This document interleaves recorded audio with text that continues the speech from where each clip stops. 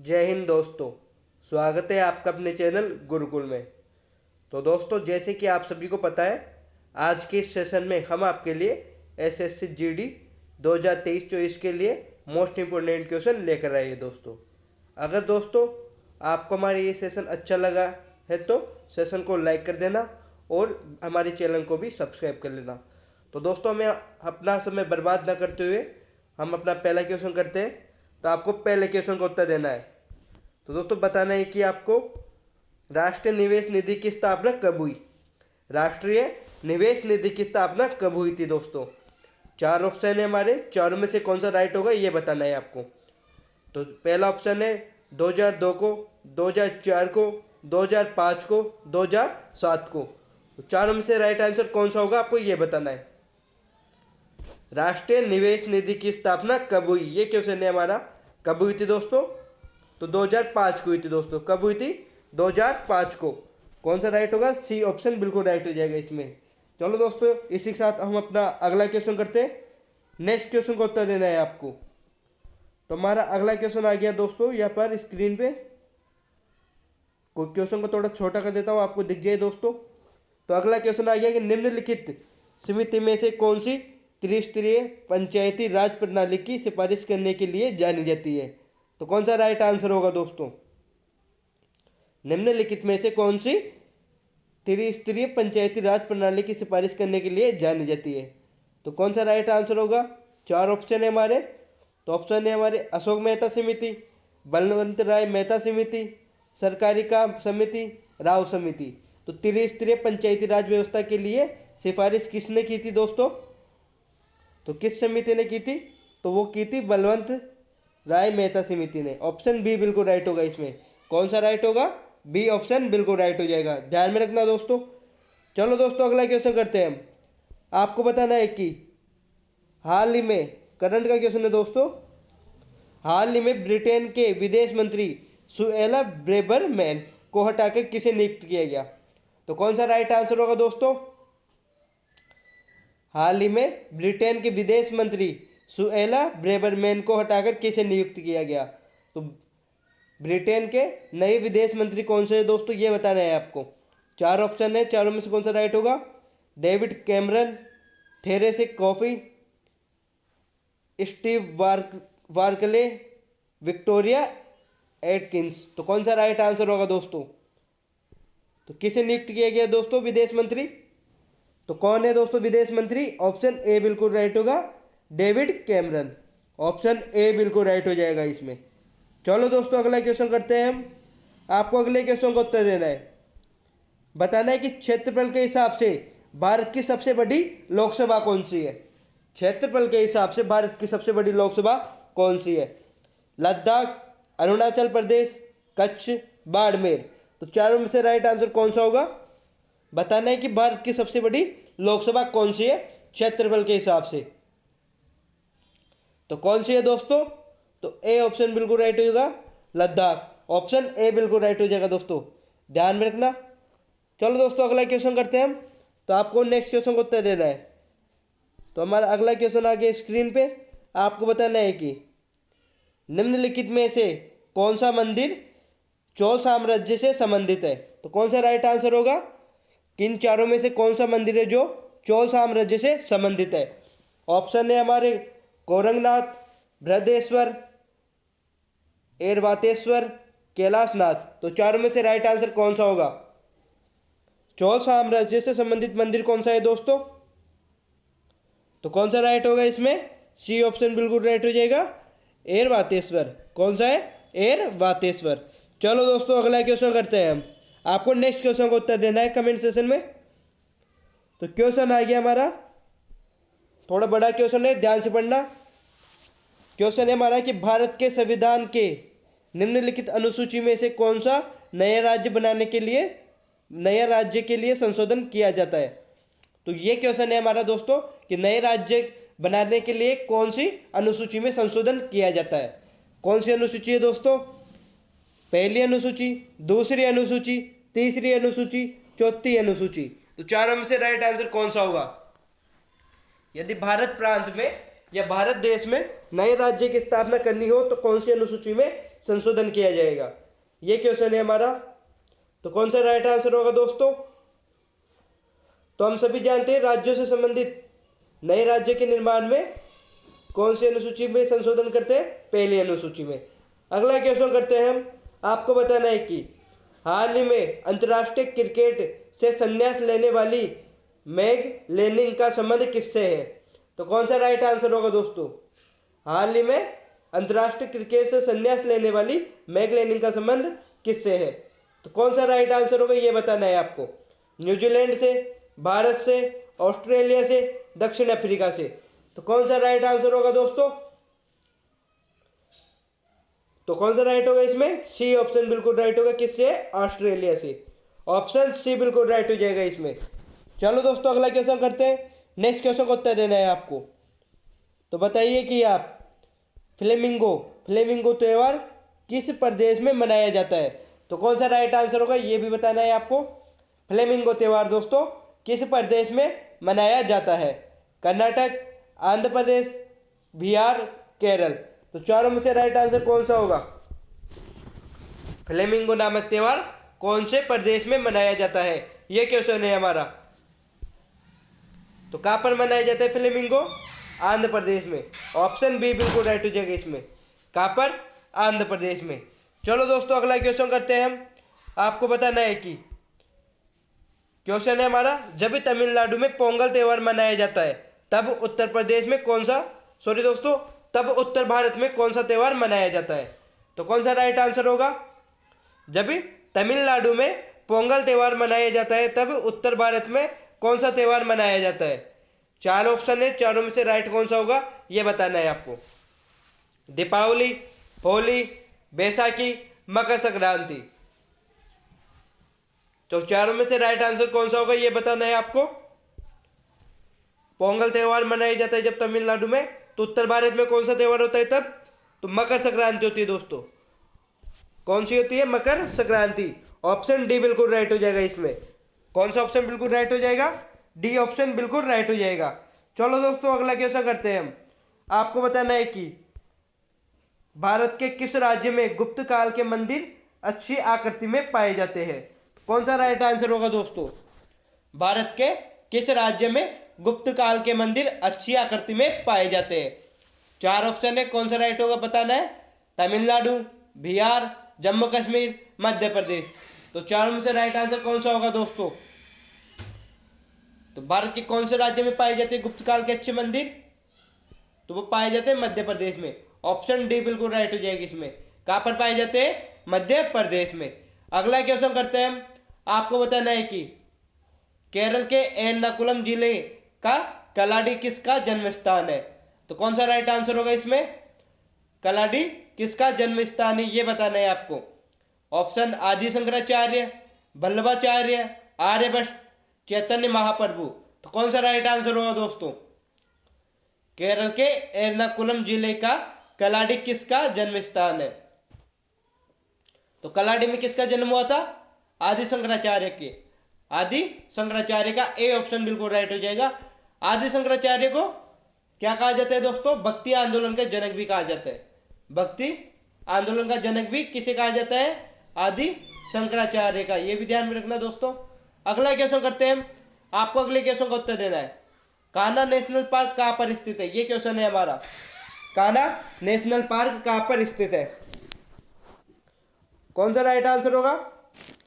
बिहार, गुजरात, मध्य प्रदेश, राजस्थान। तो कौन सा राइट आंसर होगा दोस्तों? कान्हा नेशनल पार्क कहां पर स्थित है ये बताना है आपको। तो चारों में से कौन सा राइट होगा? तो सी ऑप्शन बिल्कुल राइट हो जाएगा। यहाँ पर मध्य प्रदेश में। कहां पर है? मध्य प्रदेश में कान्हा नेशनल पार्क स्थित है।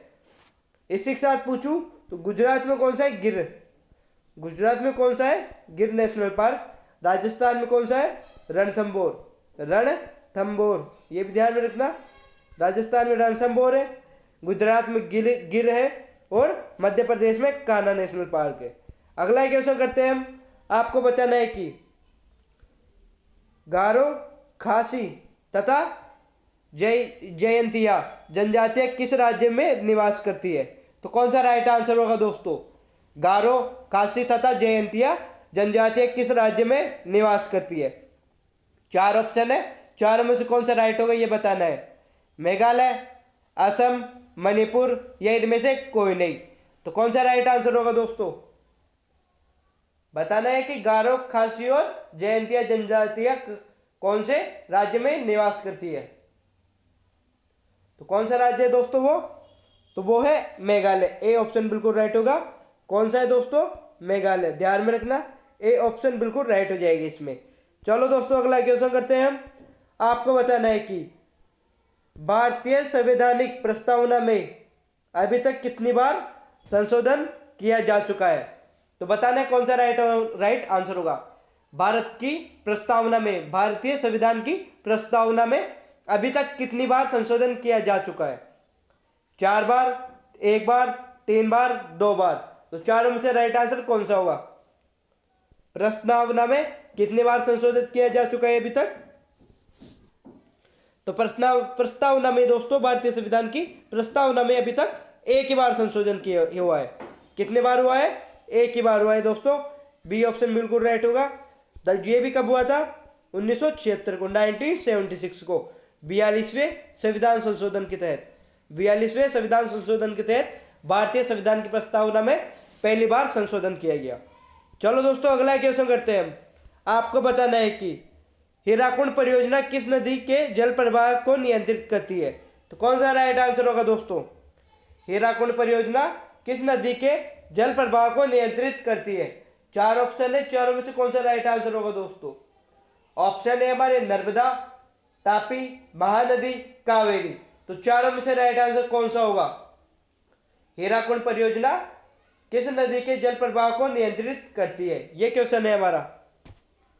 तो कौन सी नदी है दोस्तों हीराकुंड परियोजना की? तो वो है महानदी। कौन सी नदी है? महानदी। ध्यान में रखना, ऑप्शन सी बिल्कुल राइट हो जाएगा। हीराकुंड परियोजना कहाँ पर है दोस्तों? तो ये उड़ीसा की, कहाँ की है? उड़ीसा की परियोजना है हीराकुंड परियोजना। ध्यान में रखना। चलो दोस्तों अगला क्वेश्चन करते हैं हम। आपको अगले क्वेश्चन का उत्तर देना है, बताना है कि करंट का क्वेश्चन है दोस्तों। हाल ही में ईट राइट स्टेशन प्रमाणन प्राप्त करने वाले रंगिया और मारियानी रेलवे स्टेशन का संबंध किससे है? तो कौन सा राइट आंसर होगा दोस्तों? हाल ही में ईट राइट स्टेशन प्रमाणन प्राप्त करने वाले रंगिया और मारियानी रेलवे स्टेशन का संबंध किससे है? तो कौन से राज्य से दोस्तों ये बताना है आपको। छत्तीसगढ़, झारखंड, उड़ीसा, असम। तो चारों में से राइट आंसर कौन सा होगा? ईट राइट स्टेशन का संबंध किससे है दोस्तों? तो किससे है? तो वो है असम से। डी ऑप्शन बिल्कुल राइट हो जाएगा इसमें। ऑप्शन डी बिल्कुल राइट हो जाएगा इसमें। अगला क्वेश्चन करते हैं। भारतीय संविधान का जनक किसे कहा जाता है? भारतीय संविधान का जनक किसे कहा जाता है दोस्तों? ऑप्शन है हमारे डॉक्टर भीमराव अंबेडकर, डॉक्टर राजेंद्र प्रसाद, जवाहरलाल नेहरू, महात्मा गांधी। तो चारों में से राइट आंसर कौन सा होगा? भारतीय संविधान का जनक किसे कहा जाता है? तो डॉक्टर भीमराव अंबेडकर को कहा जाता है। किसे कहा जाता है? डॉक्टर भीमराव अंबेडकर को। चलो दोस्तों अगला क्वेश्चन करते हैं। आपको बताना है कि देश का सर्वश्रेष्ठ प्राकृतिक बंदरगाह कौन सा है? देश का सर्वश्रेष्ठ प्राकृतिक बंदरगाह कौन सा है? ऑप्शन विशाखापट्टनम, मुंबई, चेन्नई, कोई नहीं। तो कौन सा राइट आंसर होगा दोस्तों? सॉरी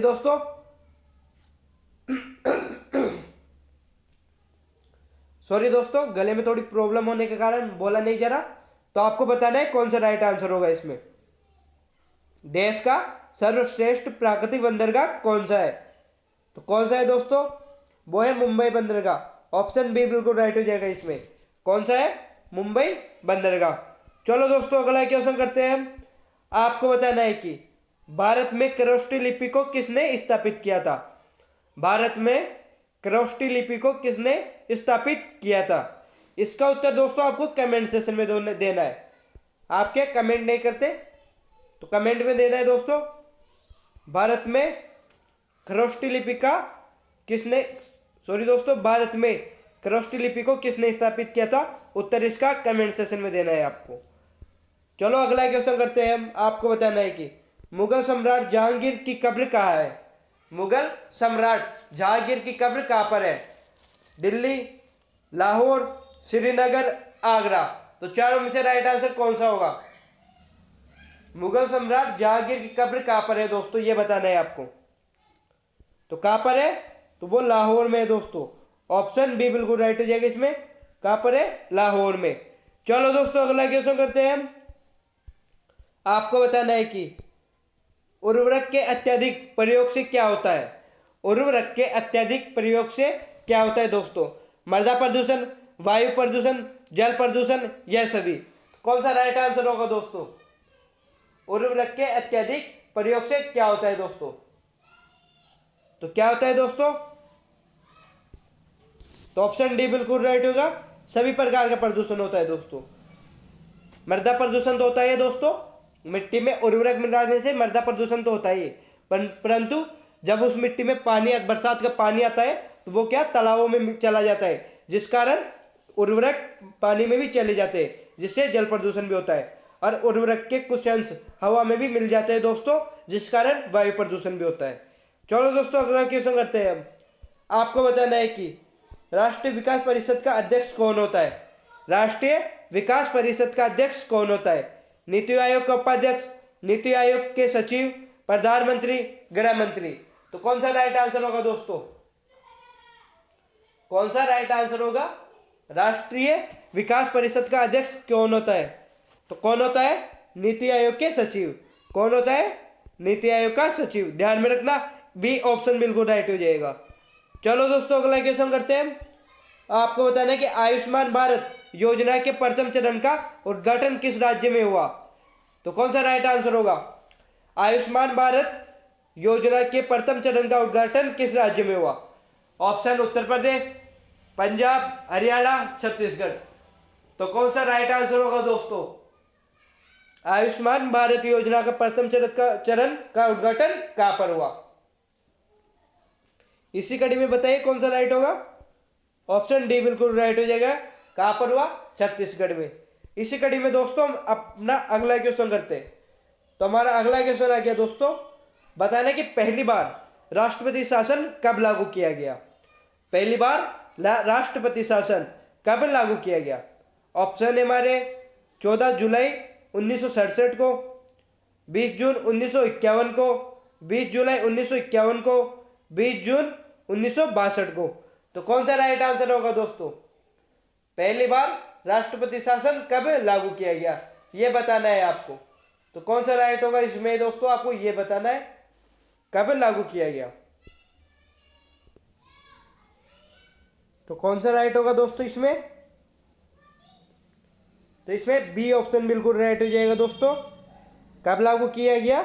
20 जून 1951 को। 20 जून 1951 में पहली बार राष्ट्रपति शासन लागू किया गया। और कहां पर किया गया ये पूछे तो कहां पर किया गया पहली बार? पंजाब में। ध्यान में रखना कौन सा राइट होगा, बी ऑप्शन बिल्कुल राइट हो जाएगा। चलो दोस्तों अगला क्वेश्चन करते हैं हम। आपको बताना है कि भारत की पहली मिस इंडिया कौन थी? भारत की पहली मिस इंडिया कौन थी दोस्तों? ऑप्शन प्रमिला, लारा दत्ता, रोहित सिंह, सुष्मिता। तो कौन सा राइट आंसर होगा दोस्तों? भारत की पहली मिस इंडिया कौन थी दोस्तों, यह बताना है आपको। तो कौन सी दोस्तों? ए ऑप्शन बिल्कुल राइट हो जाएगा, प्रमिला थी दोस्तों। कौन थी? प्रमिला। चलो दोस्तों अगला क्वेश्चन करते हैं हम। आपको बताना है कि भारत में राष्ट्रीय मतदाता दिवस कब मनाया जाता है? भारत में राष्ट्रीय मतदाता दिवस कब मनाया जाता है? 29 जनवरी को, 1 जनवरी को, 31 जनवरी को, 25 जनवरी को। तो कौन सा राइट आंसर होगा दोस्तों? भारत में राष्ट्रीय मतदाता दिवस कब मनाया जाता है? तो कब मनाया जाता है दोस्तों? तो इसी साथ इसमें कौन सा राइट होगा? इसमें डी ऑप्शन बिल्कुल राइट हो जाएगा। इसमें 25 जनवरी को मनाया जाता है, 25 जनवरी को मनाया जाता है। चलो दोस्तों अगला क्वेश्चन करते हैं हम। आपको बताना है कि भारत में पहले उपग्रह का नाम क्या था? भारत के पहले उपग्रह का नाम क्या था, यह क्वेश्चन है हमारा। ऑप्शन है हमारे Aryabhata, Albert Einstein, Bhaskara second, Bhaskar. तो कौन सा राइट आंसर होगा दोस्तों? भारत के पहले उपग्रह का नाम कौन सा क्या था दोस्तों? भारत का पहला उपग्रह कौन सा था? तो कौन सा था दोस्तों? आर्यभट्ट। कौन सा था? आर्यभट्ट। ए ऑप्शन बिल्कुल राइट हो जाएगा इसमें। चलो अगला क्वेश्चन करते हैं हम। आपको बताना है कि भारत में किसके द्वारा अंग्रेजी शिक्षा लागू की गई? तो भारत में किसके द्वारा अंग्रेजी शिक्षा लागू की गई? Option Lord William Bentinck, Lord Dalhousie, Lord Dufferin, Lord Cornwallis. तो कौन सा राइट आंसर होगा इसमें? भारत में अंग्रेजी शिक्षा किसके द्वारा प्रारंभ की गई? तो किसके द्वारा की गई दोस्तों? तो वो की गई लॉर्ड विलियम बेंटिक के द्वारा। लॉर्ड विलियम बेंटिक के द्वारा अंग्रेजी शिक्षा लागू की गई भारत में। चलो दोस्तों अगला क्वेश्चन करते हैं हम। आपको बताना है कि लोनार झील भारत के किस राज्य में स्थित है? लोनार झील भारत के किस राज्य में स्थित है दोस्तों? इसका उत्तर दीजिए। तो हमारे ऑप्शन है महाराष्ट्र, केरल, कर्नाटक, मणिपुर। तो चारों ऑप्शन में से कौन सा ऑप्शन बिल्कुल राइट होगा? लोनार झील भारत के कौन से राज्य में स्थित है दोस्तों, ये बताना है आपको। तो कौन से राज्य में है लोनार झील? तो लोनार झील है महाराष्ट्र में। ऑप्शन ए बिल्कुल राइट हो जाएगा इसमें। कौन सा राइट हो जाएगा दोस्तों? ए ऑप्शन बिल्कुल राइट हो जाएगा इसमें। चलो दोस्तों अगला क्वेश्चन करते हैं। इसी के साथ आपको अगले क्वेश्चन का उत्तर देना है। तो बताइए कि मौलिक कर्तव्यों को किस देश से लिया गया? मौलिक कर्तव्यों को किस देश से लिया गया ये बताना है आपको। ऑप्शन अमेरिका, रूस, सोवियत संघ रूस, कनाडा। तो कौन सा राइट आंसर होगा दोस्तों? मौलिक कर्तव्यों को किस देश से लिया गया? तो कौन सा राइट आंसर होगा इसमें? तो कौन सा होगा इसमें? सी ऑप्शन बिल्कुल राइट हो जाएगा। किससे लिया गया मौलिक कर्तव्यों को? सोवियत संघ से। ऑप्शन सी बिल्कुल राइट हो जाएगा इसमें। ध्यान में रखना किससे लिया गया? सोवियत संघ से। चलो दोस्तों अगला क्वेश्चन करते हैं हम। आपको बताना है कि भारत किस वर्ष राष्ट्रमंडल खेलों का आयोजन किया? भारत ने किस वर्ष राष्ट्रमंडल खेलों का आयोजन किया? वर्ष 2010 को, वर्ष 2014 को, वर्ष 2008 को, वर्ष 2018 को। तो कौन सा राइट आंसर होगा दोस्तों? भारत ने किस वर्ष राष्ट्रमंडल खेलों का आयोजन किया? तो कौन सा राइट आंसर होगा दोस्तों, ये बताना है आपको। तो किस वर्ष किया? तो वर्ष 2010 को। ऑप्शन ए बिल्कुल राइट हो जाएगा। किस वर्ष किया? वर्ष 2010 को। चलो दोस्तों अगला क्वेश्चन करते हैं। आपको नेक्स्ट क्वेश्चन का उत्तर देना है। तो हमारा अगला क्वेश्चन आ गया स्क्रीन पे। बताइए कि बाबा साहेब अंबेडकर अंतर्राष्ट्रीय हवाई अड्डा कहाँ पर स्थित है? तो कौन सा राइट आंसर होगा दोस्तों? बाबा साहेब अंबेडकर अंतर्राष्ट्रीय हवाई अड्डा कहाँ पर स्थित है?